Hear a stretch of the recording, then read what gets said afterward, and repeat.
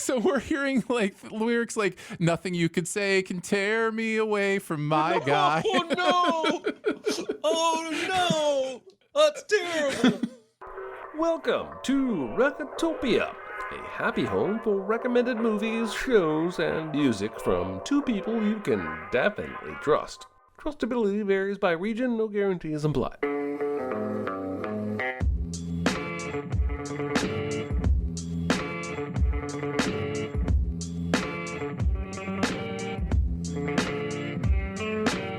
And now, here are your hosts, Aaron Dicer and Jeremy Scott.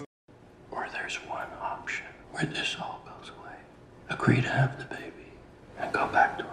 You really think he didn't know you were secretly using birth control? Hello, everybody. Welcome to Recotopia, episode 89. I'm Jeremy Scott. And I'm Dicer. And welcome to the chat, already lively, talking about, well, I don't want to say what they're talking about. Somebody tried to steal somebody's seat, but he didn't get up in time, and I don't know. Today's big recommend is The Invisible Man from 2020. 2020, the way normal people say it. But before we dive into the big recommend, Aaron, did you bring any small recommends this week? It's no big deal. Itty bitty living space. It's so small and light. It's small, it's tiny, it's petite, it's wee. I did in what is maybe the most surprising small recommend I will ever give on this show in honor of the spooky season. I saw the original Child's Play and loved it.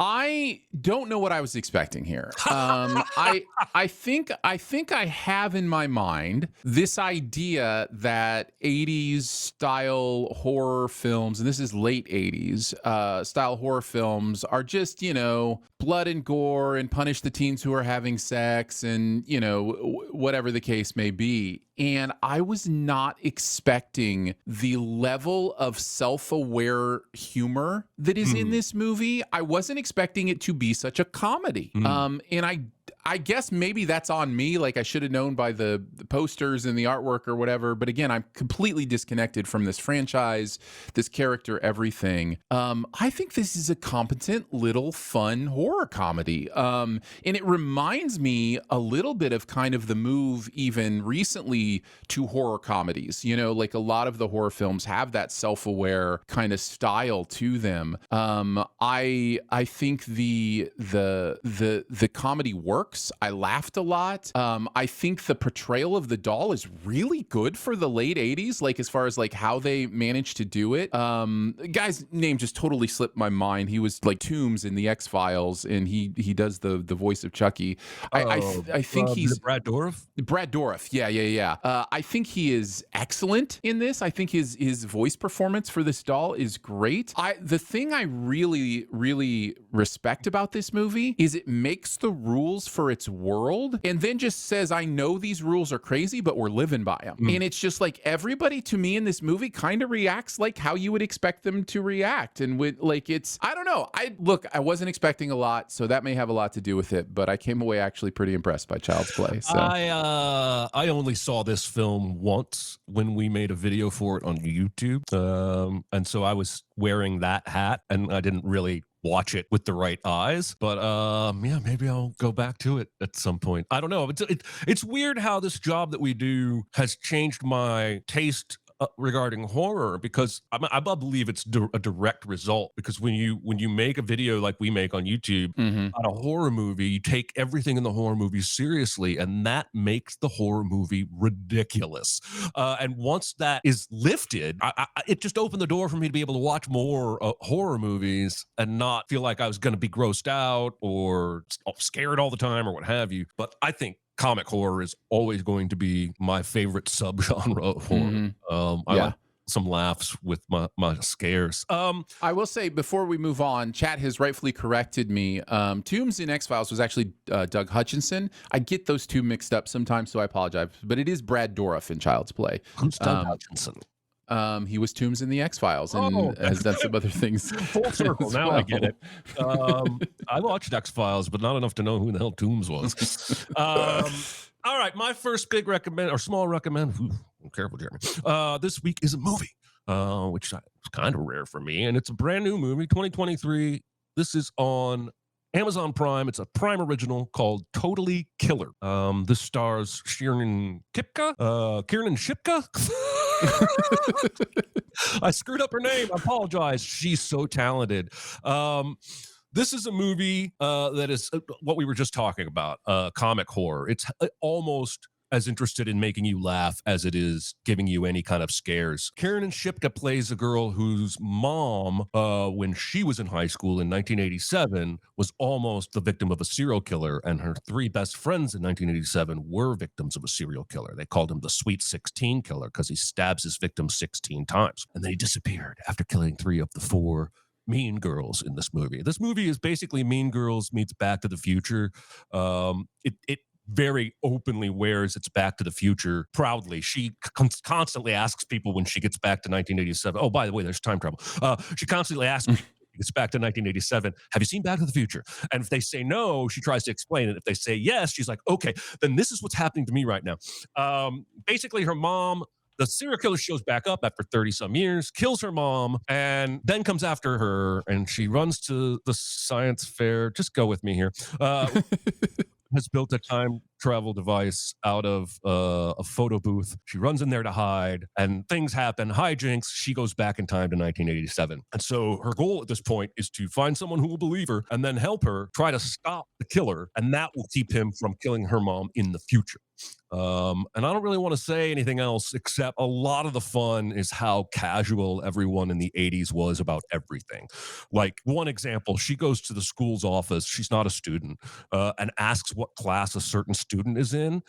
And she has this whole thing ready to go. And the lady just says, oh, he's in 3G science or whatever. And she's like, what the hell is up with this? Like, nobody checks her ID or anything like that. And so she's constantly running into these little humorous moments. I enjoyed it. I had a really good time. There are some stabs that are openly on screen, and that's the only thing holding me back from recommending it to my wife. I think she would really enjoy the humor here. But there's some typical slasher stuff in there as well. So there you go. Totally Killer on Amazon Prime. I really, really enjoyed it. Sounds great. It's definitely on my list. I will check it out eventually. I was trying to do some research. I think this is the same people that did another horror comedy recently that I liked, but I couldn't find out what it was. But was there one with like Vince Vaughn maybe, or? Oh yeah, Freaky. This is very much in the vein of Freaky. I don't think it's the same filmmaker. Oh, you don't think it's the same people, though? Okay. Happy Death Day, very much in that vein. And there is a film that Chad has brought up called Final Girls that Totally Killer keeps getting compared to. And I haven't seen Final Girls, but from what I've read about it, they literally end up inside the world of a horror movie where her mom had been the star and died, and they have to use their knowledge of horror tropes to survive. Sounds awesome. I can't wait to watch it after having seen this. And maybe there's more similarities than I realize. But it does sound a lot like Happy Death Day, especially because Happy Death Day wore its Groundhog Day stuff on its sleeve, right? Yeah. Like, it would mention the movie and talk about the movie. And so like, if it wears the Back to the Future stuff on its sleeve, like that's, could feel very similar. So yeah, definitely on my list. I will get around to it at some point for sure. All right. You got a second small... I do. My second small recommend also comes from the late 80s / early 90s. As I'm making my way, catching up on some stuff from around then. Saw Joe versus the Volcano for the first time incomplete. And really, really enjoyed this movie. I think this movie is ahead of its time. I think you released this movie within the last 10 years, and it does so much better than it did in the 80s because it has that almost, it has pop sensibility, but auteur kind of undertoning, right? And we see a lot of that now where it's like, it's poppy, it can be poppy and fun, but there's also like the interesting decisions that are being made with the, the tone and the visuals and that kind of thing. So Joe versus the Volcano is Tom Hanks and Meg Ryan, but it's not Sleepless in Seattle, right? Like, this is a completely different film for them. Don't go in expecting that. It starts almost Terry Gilliam-esque, with like office culture and drab and dreary stuff going on in Tom Hanks' life. And then we kind of see this thing develop where he is offered this chance to do something after he finds out that he only has so long to live. And it really is a story of him finding his soul. And the way He the literally movie says something like, "I'm missing my soul," but he's talking about his shoe, but he's obviously Correct. not. Yeah, yeah. But the movie is full of metaphor. It's full of interesting moments. I think it's my favorite Meg Ryan performance ever because she plays 3 roles, and all 3 are very distinct and interesting. The third role is more like the typical Meg Ryan role, but the first 2 are quirky and interesting, and I really enjoyed them. I love where this movie goes. It's like Terry Gilliam meets Princess Bride in some ways because it has a very storybook kind of feel to it. Even starts with Once Upon a Time and ends with They Live Happily Ever After, kind of ideas. So, so yeah, if you haven't seen Joe versus the Volcano, even if you're just a Tom Hanks fan, I think you're going to like this movie. He's good in it. It's Tom Hanks. So yeah, I have not seen this movie in probably 15, 20 years. Our mutual friend Josh loves this movie. I get it. Totally get it. Yeah. And he's the one that exposed me to it. Well, exposed us to each other. And while I remember really enjoying it, I only want to add a caution. People understand this movie is bonkers. Okay. It is. Yes. If Terry Gilliam didn't make you think this movie might have some bonkers, then I just wanted to let you know there's bonkers. But it's very much, I like the Princess Bride comparison. It's more of a, what's the word I'm looking for? Storybook works, I guess. It's bad radio for me to just sit and try and think of a word. Sure. But, yeah.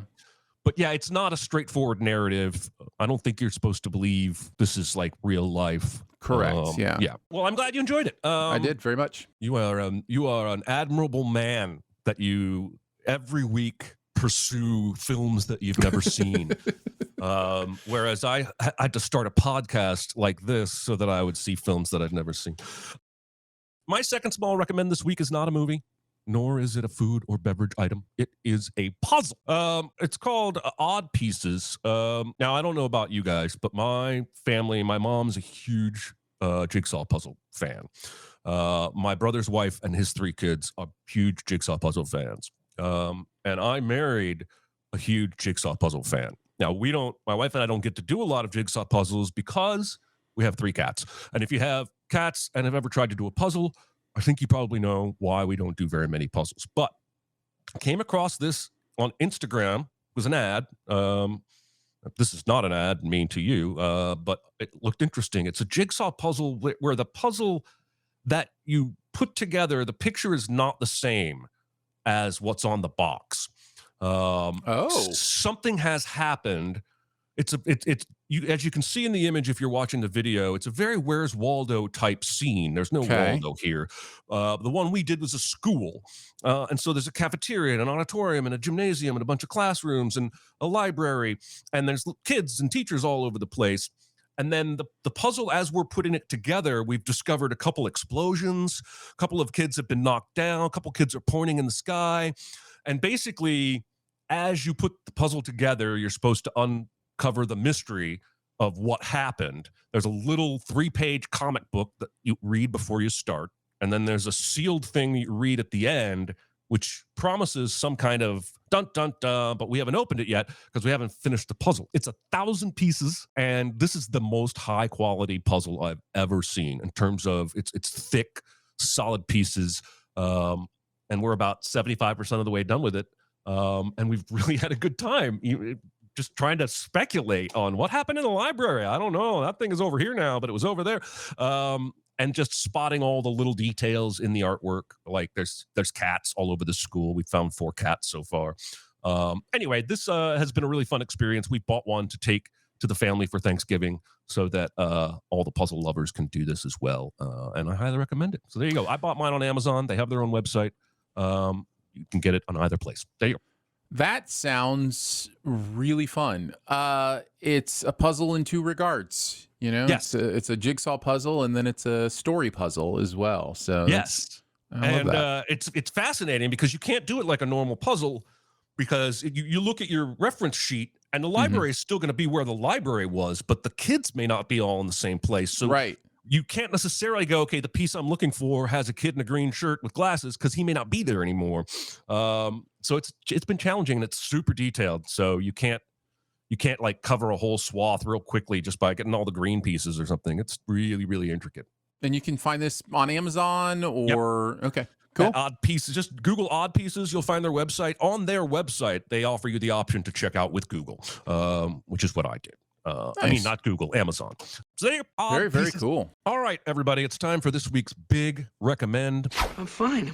It's just that you're so big. It's so huge. It's a good rule, but this is bigger than rules. It's bigger on the inside. Is it? I noticed.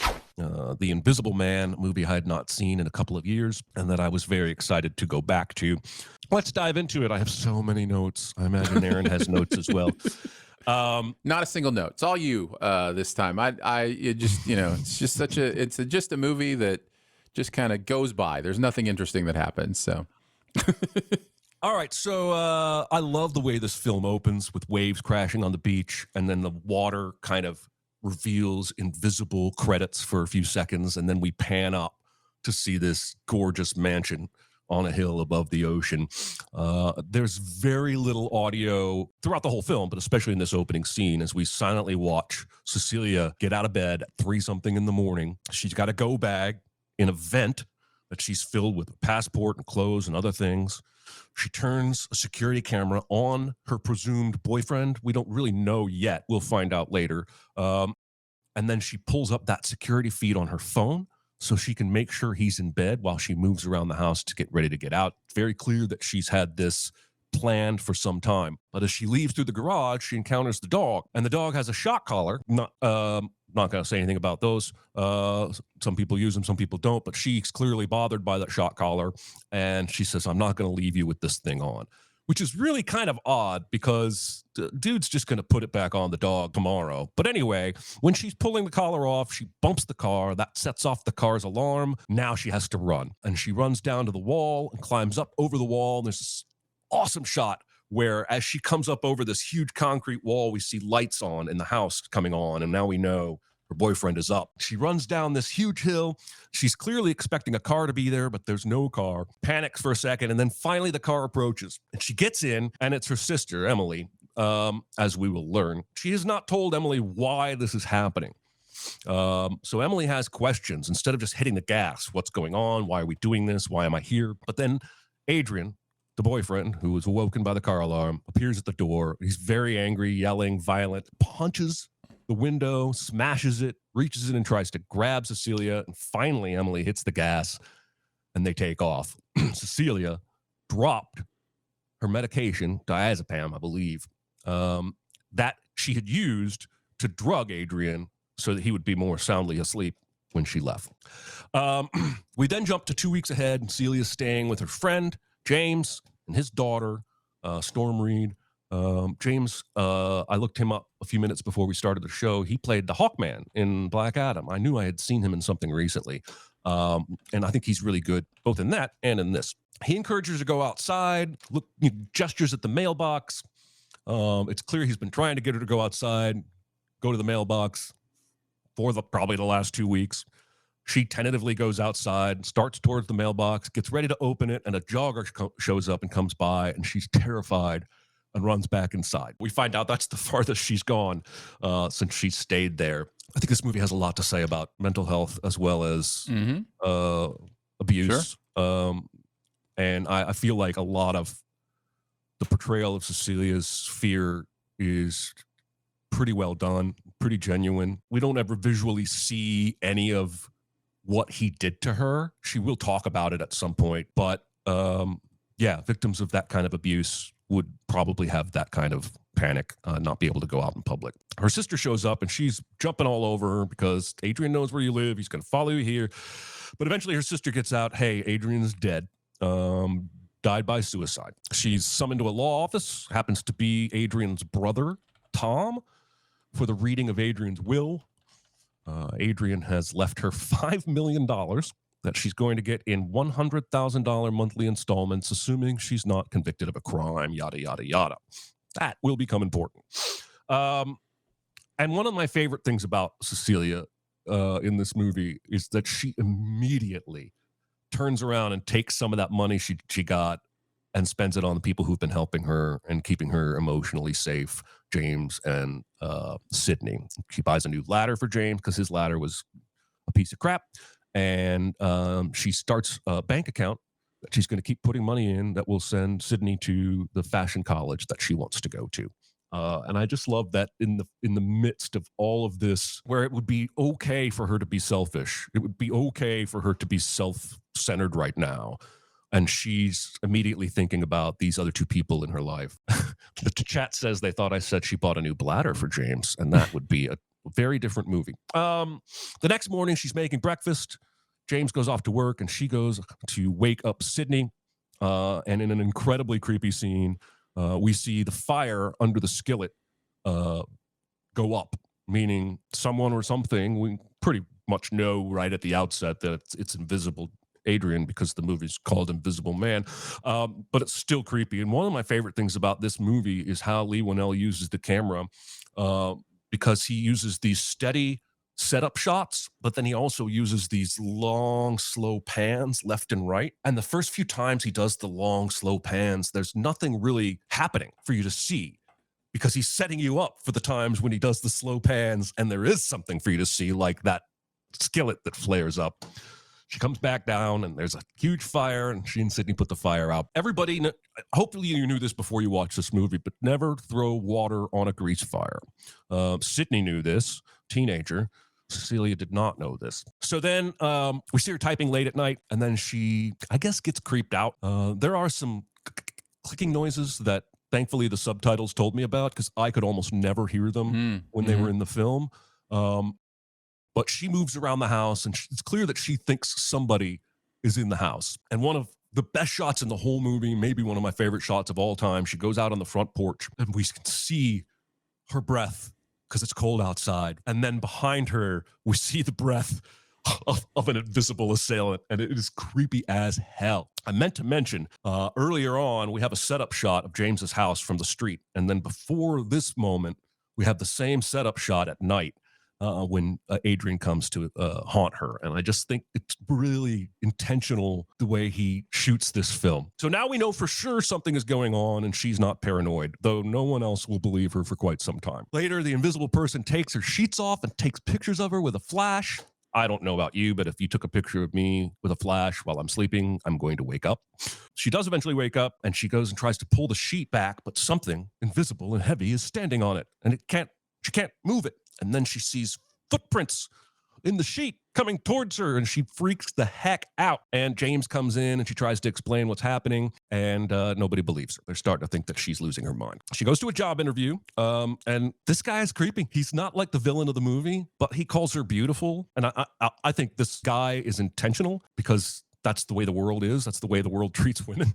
But when she opens her portfolio, all of her work is gone. She obviously realizes, oh, Adrian has stolen my portfolio to mess with me, and she has a panic attack and collapses. She goes to Tom, the lawyer brother of Adrian, and begs him to get Adrian to stop tormenting her. She says she believes Adrian is still alive and has found a way to become invisible. When she says this, James is there with her. When she says this, the way James looks at her is incredible because he did not know any of this and he was there to support his friend, and she starts spouting this insanity and he's like, what? He does a double take. It's awesome. He doesn't believe her. Tom doesn't believe her and actually shows her a picture of Adrian's dead body. She goes to her sister for help, and somehow Adrian has hacked into her computer and sent her sister a vile email of hatred. So her sister slams the door on her. She goes home and opens the email, looks at the sent email, and bawls at what has been sent to her sister. Then Sydney tries to comfort her, but invisible Adrian, who I might add is a dickhead, hits Sydney, and that causes Sydney to believe that Cecilia hit her. And so Sydney and James leave. And that night, Cecilia goes hunting in the house for invisible Adrian. She calls his phone. She does a lot of smart things that I think she accidentally is in this movie. She calls his phone and hears it ringing above her. So she goes up into the attic and finds his phone, finds a knife, and finds all her designs from her portfolio, finds pictures of her in bed the night he took the pictures, and then the phone texts from an unknown number the word surprise. So before she leaves the attic, she has a genius idea, and she ends up throwing paint down, and he's right freaking there. And it's scary. This movie has several scares that are just really effective, and it almost never uses music in those scenes. It's very much aware of how the invisibility requires audio to be part of what you're seeing and hearing and taking in. So she goes downstairs. She's trying to find him. She hears the sink. Somehow this dude washed off all that paint in the sink in a very short amount of time. That's never addressed. I don't really care. I'll just stop you there and say I will not be spending most of my notes on nitpicking, but this is possibly the most easily nitpicked movie that I love. Like, there are so many things about this movie that if you start to think about them, completely fall apart. Yeah. But the movie's so good it doesn't matter. But continue. The chat is saying maybe it wasn't paint, so that's fair too. I don't know. It looked like paint to me, but that's fine. Either way, it shouldn't have been that easy to completely get off of that suit. I agree. But, yeah. He starts beating the crap out of her in the kitchen, and she manages to break some plates over his head and subdue him long enough to get up and run out of the house. She goes to his house, Adrian's house, and makes, nitpicking, a whale of a guess on the security keypad in his lab that it's the date they met. And it's right. And she finds the spare second invisibility suit, realizes she's right about all of this. At least third, actually. It would have to be at least the third suit, we will come to find But out. she doesn't know that. Yes, Correct, yes. There would have to be a third suit. She hides it in the closet. Just then, Adrian arrives and invisibly attacks her, but the dog intervenes and she escapes. She calls her sister, begging to meet her in a public place. Her sister agrees. And this is probably the most memorable scene for most people in the movie. Before she can really even tell her sister much of anything, the knife on the table comes up in the air, slashes her sister's throat, and then zips over to Cecilia's hand. And a nearby diner looks over and screams. And I wrote in all caps, awesomely horrific. She's promptly arrested for murder, taken to a psych cell. She finds out that she's pregnant, which is just, I can't even imagine how devastating that would be in this moment. And then Tom, Adrian's brother, visits and basically reveals his evil and says, if you agree to have this baby and quote unquote return to him, all of the criminal charges will go away. And I made a note here where I don't think that's possible.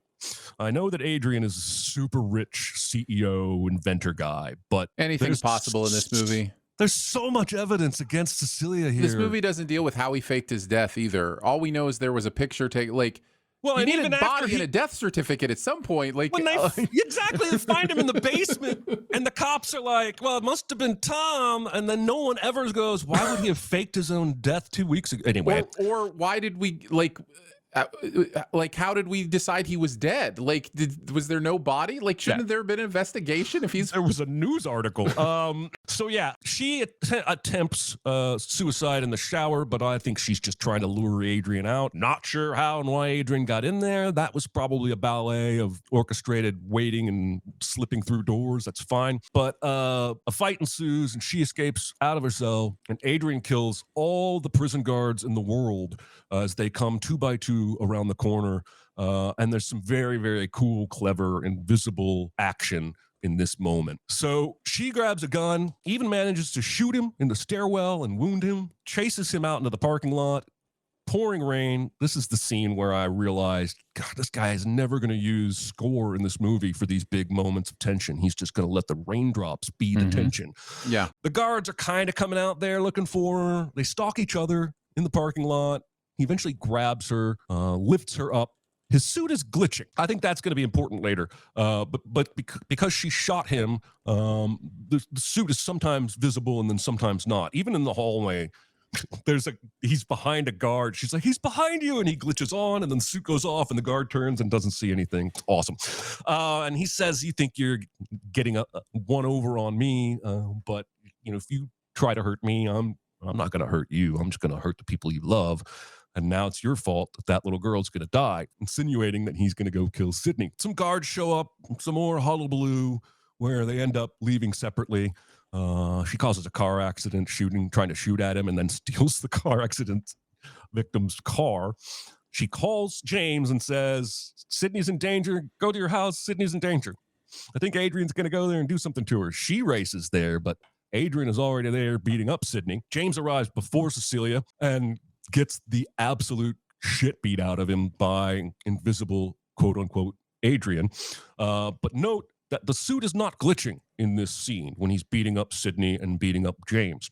Cecilia arrives just in time, sprays fire extinguisher all over him, basically making him visible, and then shoots him 4 or 5 times. He falls down dead. She demasks him, and it's dun dun dun. It's Tom. It's not Adrian. But and I think it's worth discussing. But I believe that prison escape, I believe that was Adrian. And yes, from the next time we see the invisible guy, that is Tom, and Adrian has gone home to lock himself in the basement or what have you.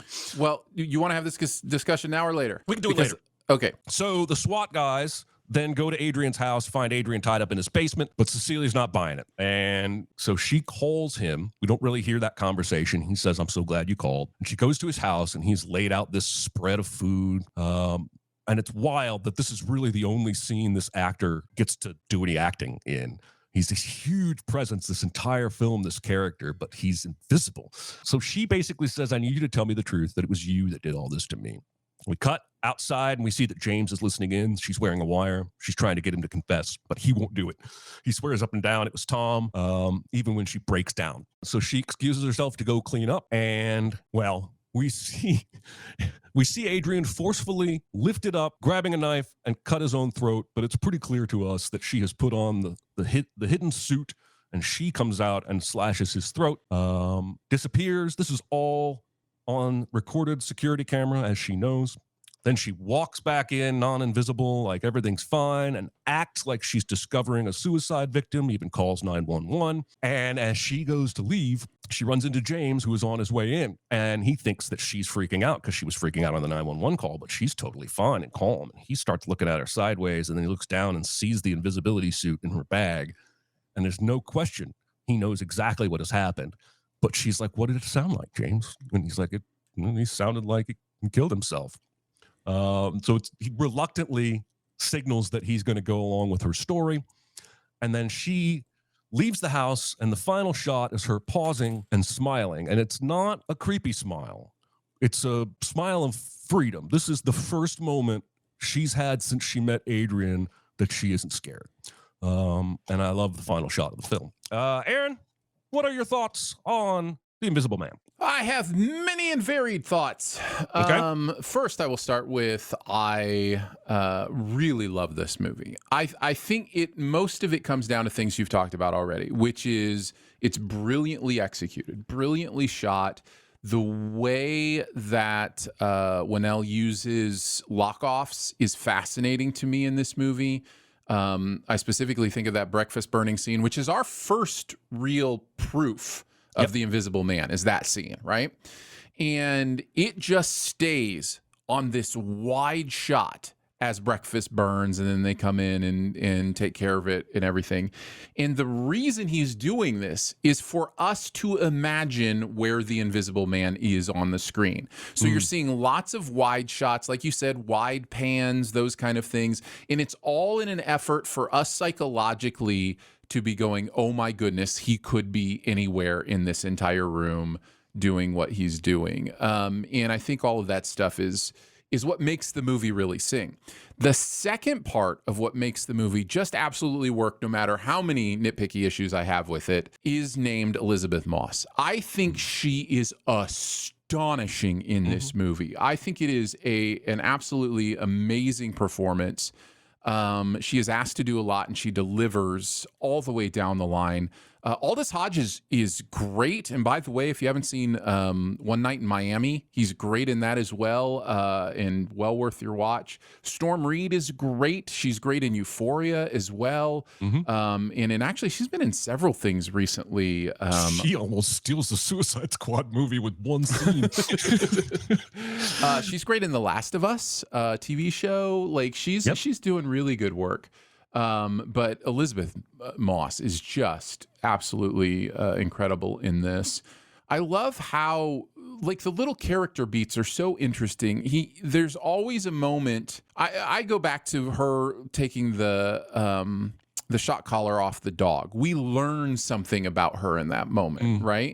Like the logic isn't all there, but her heart is there, and we're learning who this is. In fact, that entire opening scene throws us into something that we have no context for, and yet within 3-4 minutes we know exactly what's happening. Yep. And that's really skilled filmmaking there, because it's all visual. There's no exposition to it, there's no language to it. It's very Hitchcockian in that way. That opening scene is pretty amazing. Speaking of the opening scene, I have to tell this story, a little bit of an aside. When we saw this in the theater, my wife and I, you know how they do like pre-theater music, kind of stuff. When the movie started, somebody accidentally started that music stream as well. Oh, no. So the entire first scene has no music. It's all like, environmental effects and those kind of things. But on our screening, it was the old Motown song, My Guy. Oh, no. Oh no. So we're hearing like lyrics like nothing you could say can tear me away from my guy. Oh no. Oh no. That's terrible. Oh man. Sticking to my guy like a stamp to a letter.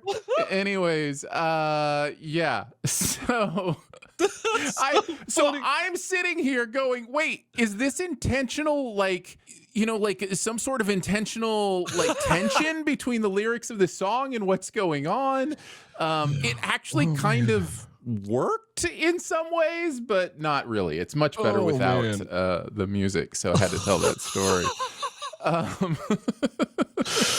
That's so funny. It was the best.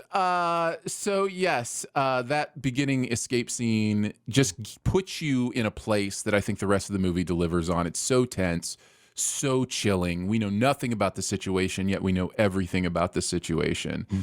I like how we know what's going on pretty early on. There's no doubt in our mind as the audience what is happening.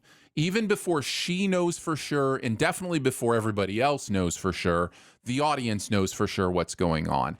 Even with that, I think the movie does a good job at selling us on how it could be misunderstood.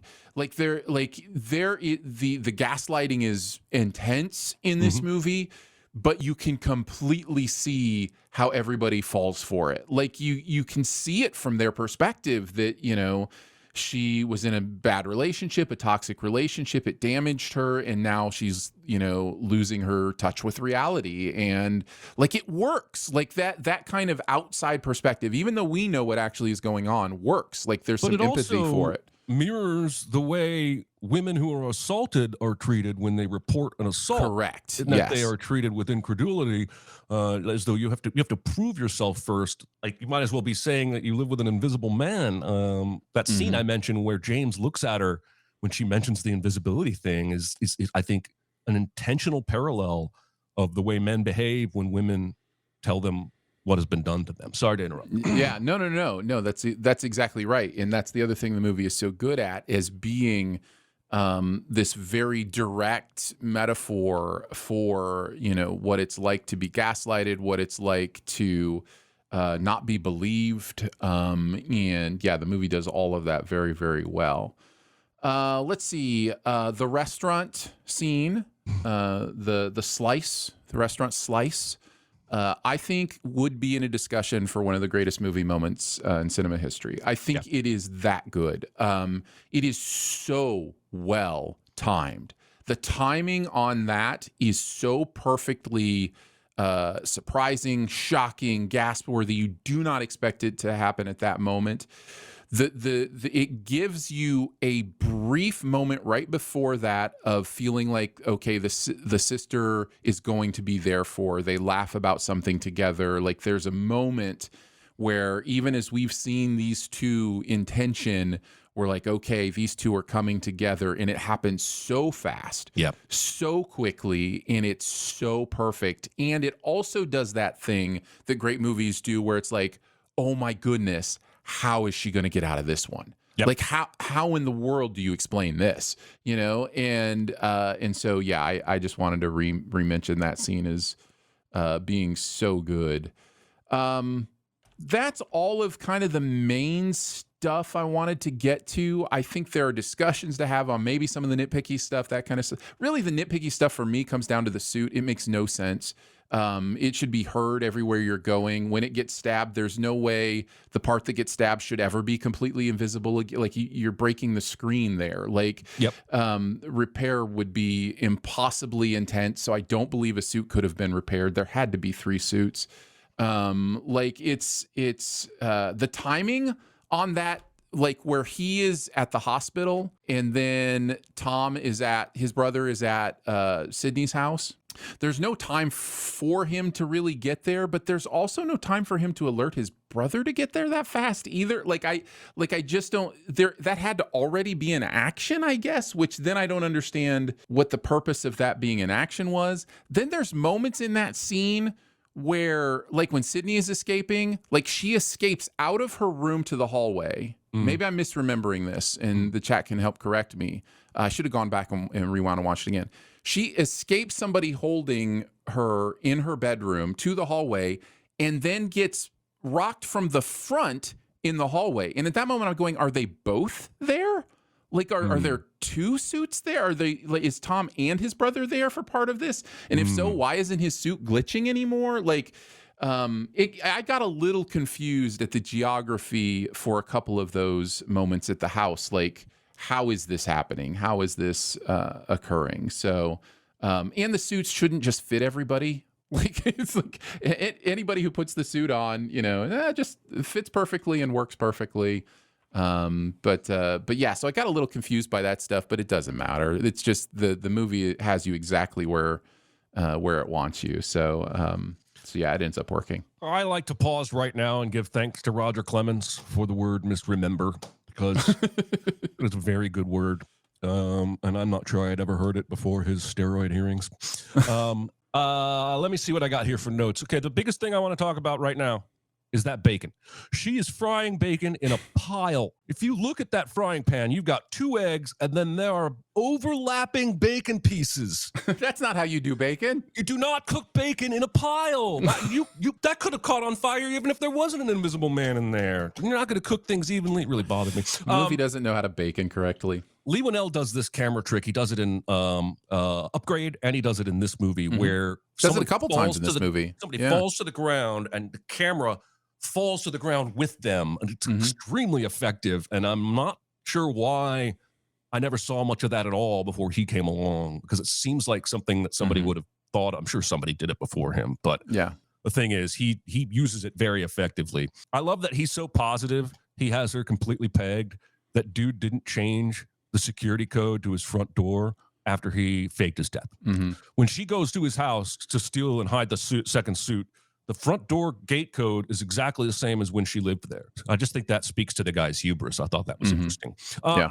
My confusion is how Adrian got to the restaurant, because she takes off, and I'm not sure, unless he's tracking her phone, which is entirely possible given the nature of their relationship. She was taking birth control without telling him, and he knew it and was swapping it out with other stuff. It wouldn't surprise me if he had a tracker on her phone.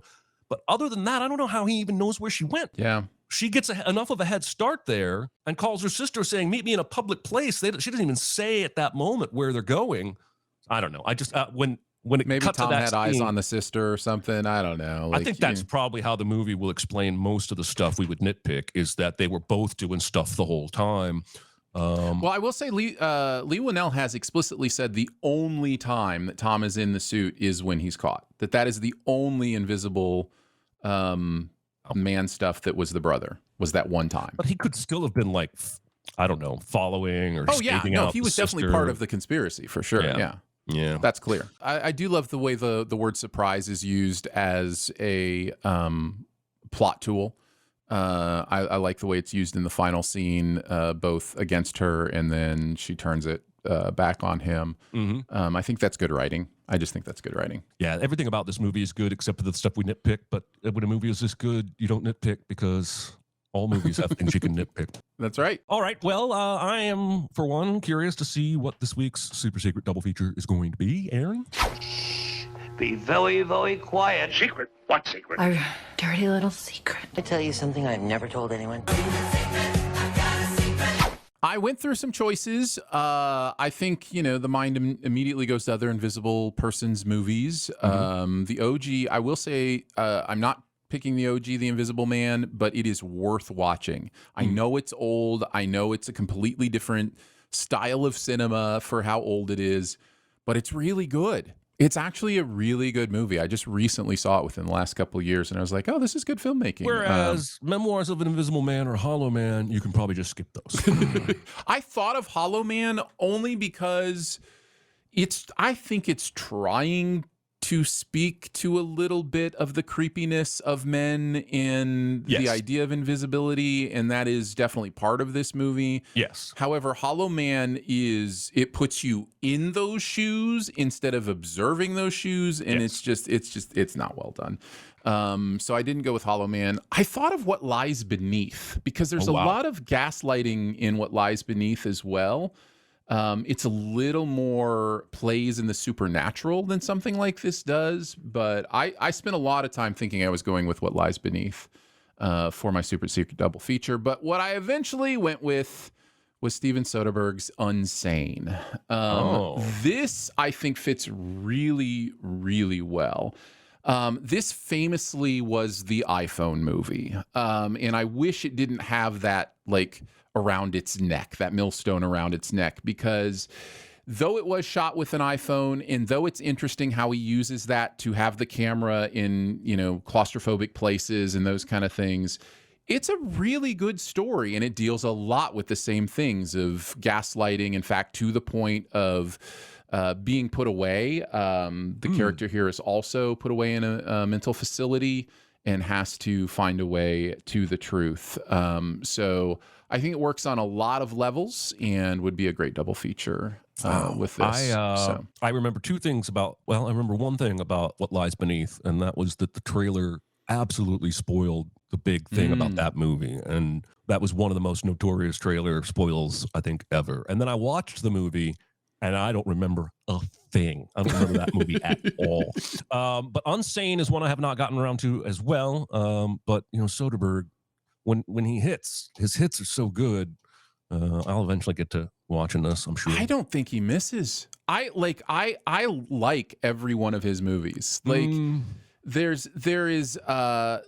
don't love them all, but man, I just think I should say this, for as prolific as he is, I think his batting average is insane. I agree with that. The Girlfriend Experience was not a good experience. Fair. That's fair. The show they made out of that was good, but that was nothing like the film. Right. And anyway, but he's very experimental. So maybe I shouldn't say his hits. I should say not all his experiments work for me, but when they do, they really work. What is our homework, Mr. Aaron Dicer, for next week? Well, I thought we'd go with some light material now that we're out of October. So we're going to watch Doubt. I literally just watched this 2 days ago. No way! I absolutely love this movie. I love this movie. I can't wait. Came up in conversation recently, also because it is the second film from the director of Joe versus the Volcano. Which blew my mind, Jeremy. He did Joe versus the Volcano, and then he did this. Sat around for 35 years and then made this. That's insane. He wrote it as a stage play, I believe, and then converted it to a movie and directed the film. And I mean, clearly just look at the poster and see Meryl Streep, Philip Seymour Hoffman, and Amy Adams, and you can go, okay, yeah, I get why this might be good. So yeah, Doubt. We're going to take a look at Doubt for next week and have a conversation. I can't wait. I've seen this movie several times. I recommend it to people frequently, especially if I find out they're Catholic. It is on Showtime right now, according to my Googling, and that means if you have a premium subscription at Fubo, Sling, Hulu, YouTube, Amazon, Roku, you can watch it because that will include Showtime. Otherwise, you probably will be renting it, but I promise you, this is an experience that you will probably not forget for a long time. One of those movies that makes you think and then discuss and then argue with your loved ones about who was right and who was wrong. Mm-hmm. All right. I think that's probably going to do it for this week. We are banking some questions, so one of these weeks we'll have to go through a film really fast so we can do questions. Or like my dad, a preacher, whenever like once every 2 or 3 months we would have a singspiration where we would just I remember those. it would be all songs, and I just always joked that he just wanted to take a week off from writing a sermon. Or like both of our dads are preachers, so we both have this common experience. Or you'd have those weeks where it was like, I think maybe it's testimony time this week. Like, I think it just feels like, like a lot of people have things to say. So if you've got something, come on up and say it. I mean, I don't envy preachers having to write a new sermon every single week. No. All right, that's going to do it for this week, episode 89. Your homework for next week is Doubt, a phenomenal film I cannot wait to discuss. Thank you again to the chat for turning up and weighing in and keeping us on our toes. And for Aaron Dicer, this is Jeremy Scott. We'll see you next time. See you guys. Be a part of the live show by being a member of the Sin Club at Patreon at patreon.com/cinemasins. Chat with us on the Cinemasins Discord at discord.gg/cinemasins or Cinemasins Twitter at Cinemasins, and email any comments or questions to Recotopia at cinemasins.com. That's RECOTOPIA at cinemasins.com.